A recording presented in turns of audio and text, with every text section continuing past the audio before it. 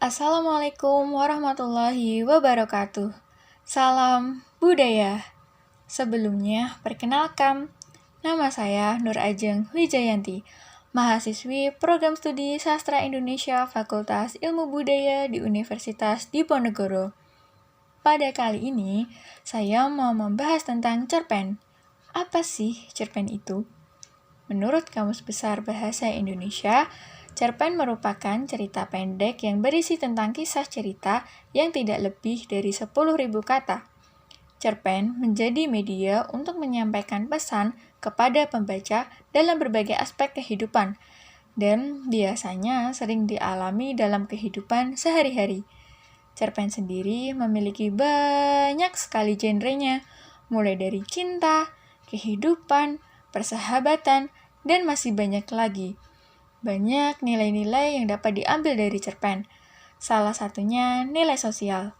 Bahkan tak jarang cerpen juga bisa menjadi suatu kritikan.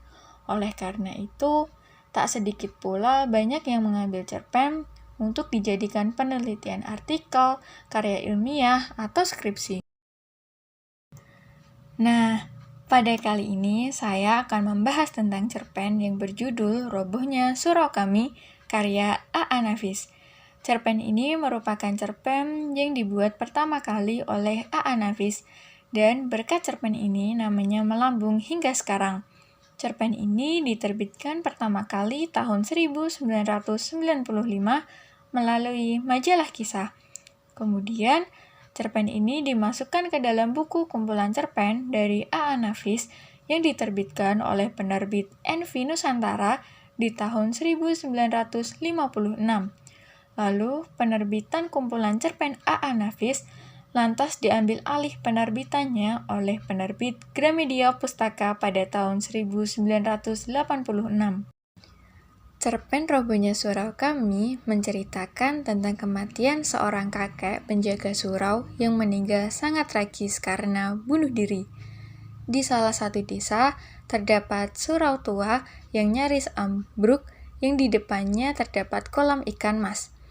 Di surau tersebut terdapat seorang kakek yang menjaga surau yang hanya hidup dengan sedekah di hari Jumat dan setiap 6 bulan sekali mendapat seperempat dari hasil pemungutan ikan mas dari kolam.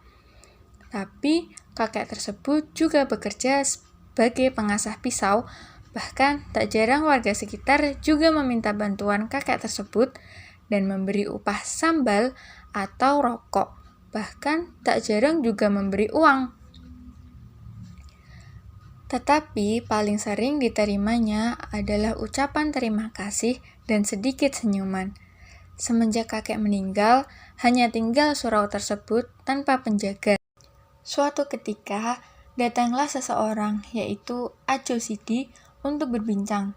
Ajo Sidi adalah seseorang pembual yang datang ke kakek menceritakan tentang kisah Haji Saleh di akhirat yang masuk ke dalam neraka.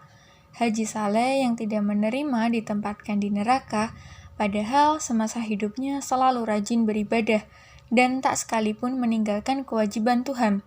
Tak disangka, ketika di neraka, bertemu dengan teman-teman yang sangat taat pula yang ia temui di dunia. Dan mereka pun juga bertanya-tanya kepada Tuhan, kenapa bisa ditempatkan di neraka. Akhirnya, Haji Saleh bertemu Tuhan bersama teman-temannya untuk menanyakan kenapa ditempatkan di neraka.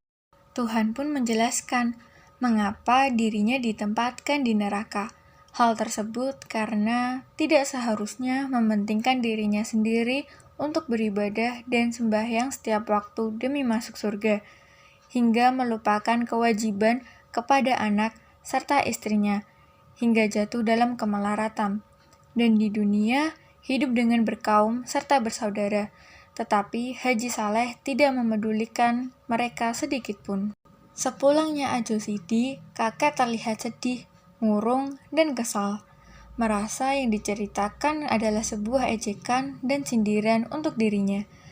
Karena selama ini dia tidak pernah mengingat anak dan istrinya. Dia pun tidak memikirkan hidupnya sendiri, sebab tak ingin kaya atau membuat rumah segala.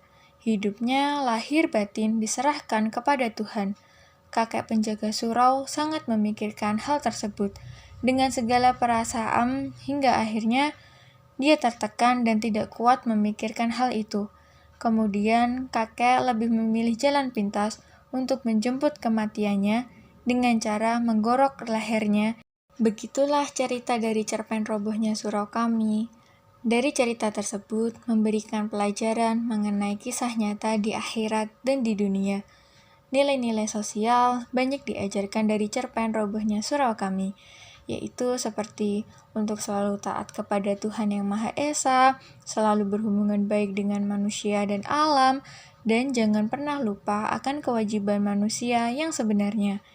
Kritikan yang terdapat dalam cerpen ini lebih mengarah kepada kritik sosial, karena dapat menjadi sebuah sarana komunikasi dalam masyarakat, sebagai kontrol untuk jalannya sebuah sistem sosial atau proses dalam bermasyarakat.